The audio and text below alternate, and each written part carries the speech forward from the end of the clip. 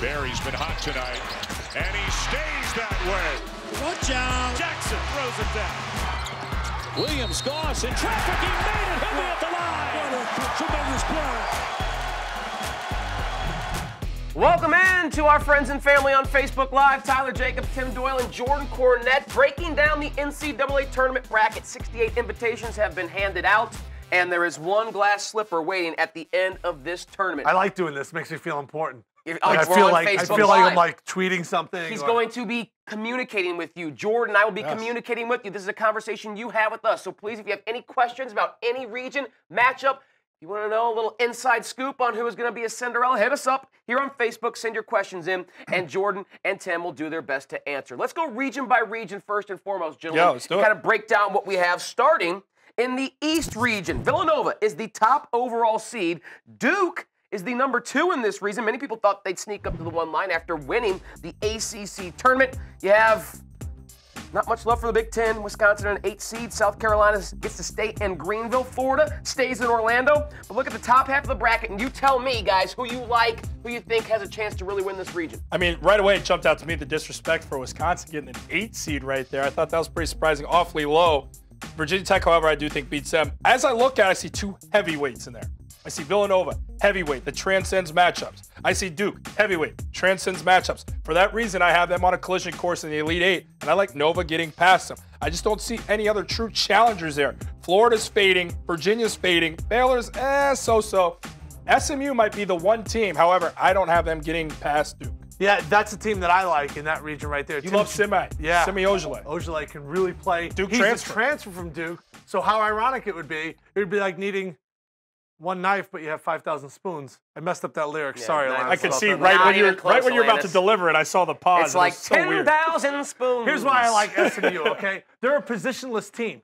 Their center can sometimes bring up the ball. Their 4 can be their point guard. Their point guard could post up down low. And their depth is absolutely zero. And I actually think that's going to be an advantage for them. Jordan, you remember when you played, nothing was worse when you had to look over your shoulder in case you missed a shot or turn the ball over. These guys know every single game they're going to play 36 minutes. So, yes, there's a fear that maybe they get in foul trouble, but I love their unselfishness. This team loves each other. As far as this region goes, I think Jordan's spot on. I think that's what we want to see. We watch the tournament for 2 reasons, I think. We want to see the Cinderellas early, and we want to see the big boys late. So as much as I love SMU, yeah, of course, I want to see Duke play Villanova. I think that would be a great matchup. But Jankovic's team is really talented. Yeah, and I think it's always been music to your ears when someone tells you, hey, man, size doesn't matter, right? You get excited when you hear that. It's the same thing when you talk about SMU. Size really doesn't matter. It's the length of these guys. They shorten the floor because of how they defend.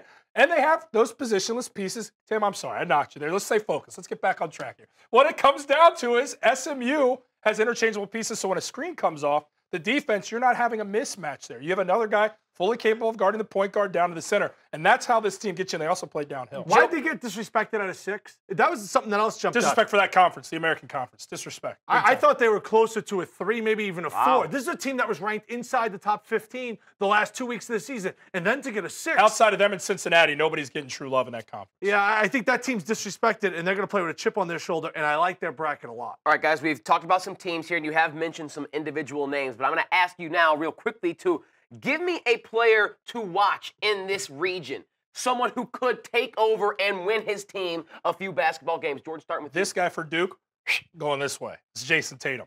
And it's always fascinating to watch in college basketball the positions on the floor because they truly do matter. When you put a guy at stretch 4 who's more like a 3 and has those guard-like skills, he can exploit the defense and play at a super high level. You think about Shane Battier way back in the day. He was used as that stretch 4. He exploited matchups. He put up big-time numbers. I think back as recent to Pat Connaughton a few seasons ago for Notre Dame. They moved him to the 4. He exploited matchups, was wildly productive, earned himself a spot on the Trailblazers. I look at Jason Tatum, and they put him at the 4, and he makes big guys dance. And if he gets a smaller guy on him, mouse in the house, get him on his hiney, post up, throw it down low. The guy's playing at a high level, and alongside those other known brand names, like you have in Luke Kennard, like Grayson Allen said, what you want to say about him, these guys play at a high level. When Jason Tatum's right there with them, this Duke team is incredibly good. He has a little LeBron in his game as far as size and his ability out in the fast break to finish. He's such an explosive athlete. He's got a great feel for the game. Obviously has made big shots all season long. Obviously made some big threes against Virginia and then beat up on Notre Dame in the second half as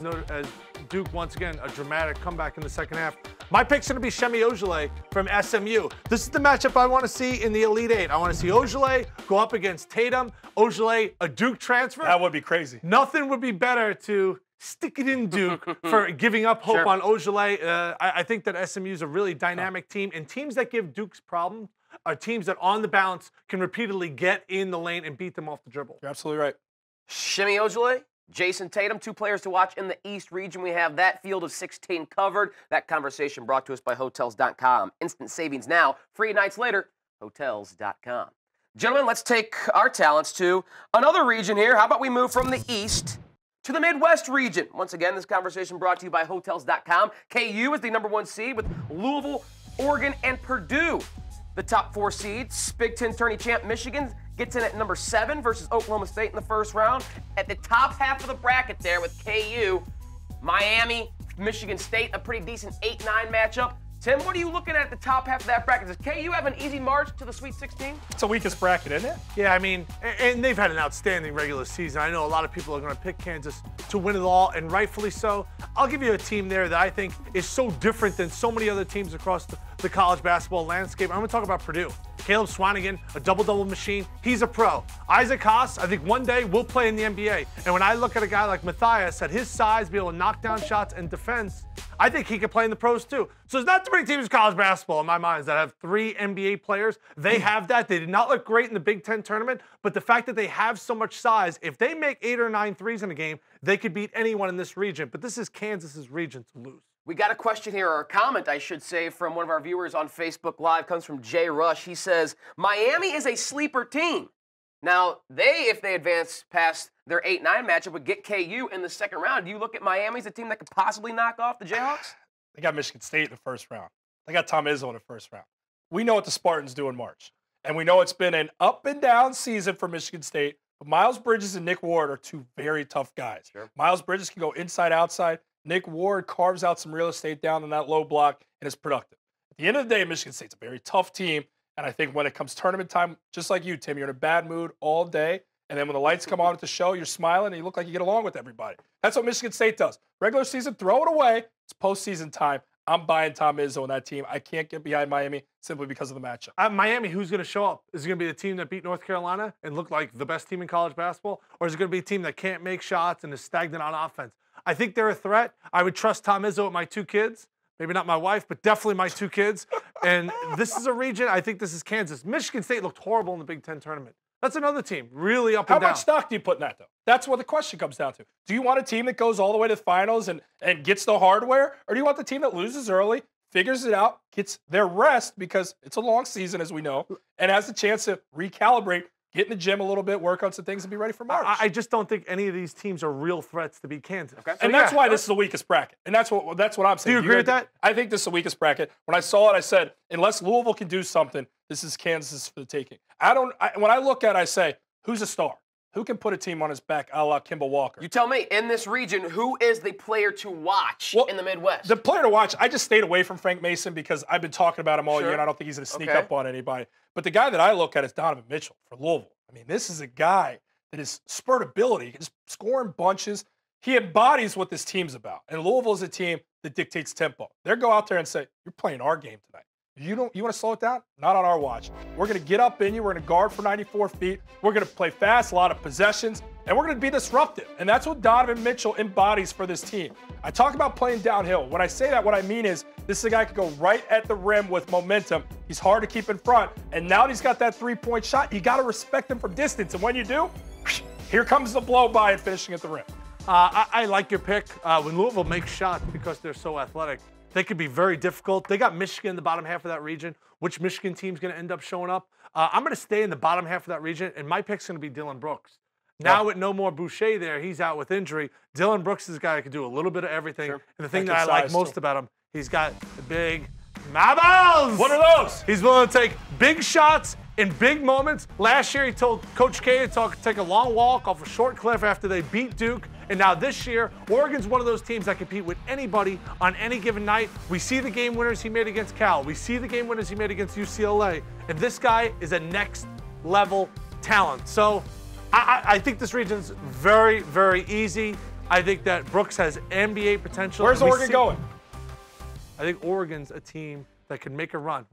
Go back in any team that's won, and you could point out the guy and go, "Oh yeah, they had that guy." I think we're gonna look at this Oregon team when they get to the Final Four. Oh, That is my How did we pick get right there. I think Wow. Oregon comes out of this region. But here's the one thing I worry about is when you lose a guy late in the season that has such a big part of your identity, Chris Boucher, who's the rim protector and who's that big body, can stretch your defense out, knock down shots. When you lose him, you're kind of in scramble mode. You don't think that's going to affect this team?